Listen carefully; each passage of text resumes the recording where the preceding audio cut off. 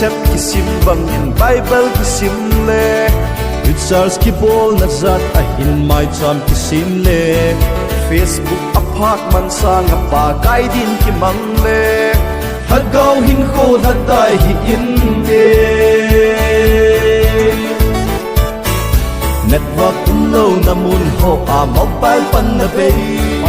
sisu lo namun zong chu bi him pan na be battery a lo la chun mobile chun na tong lo na to be ya ta san a thi sa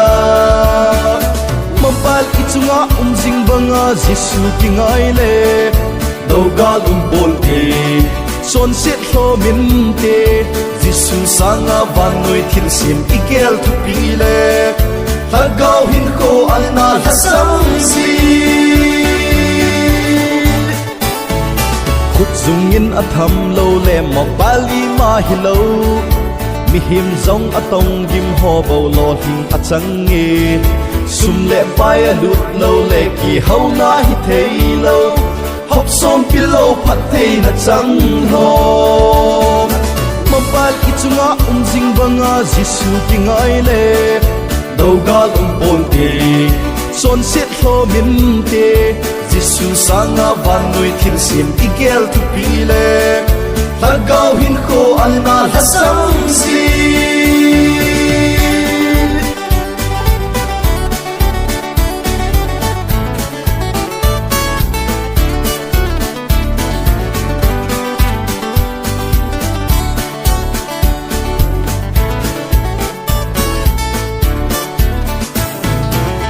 phalam chu se bolin nang thil se delete nin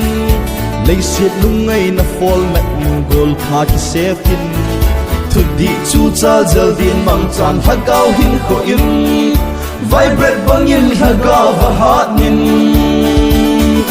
mobile ichunga jing banga jisu ki ngai le doga bon te son sit ho min te jisu sanga van noi thil sim ikel tu pi le hagau hin kho alna hasam si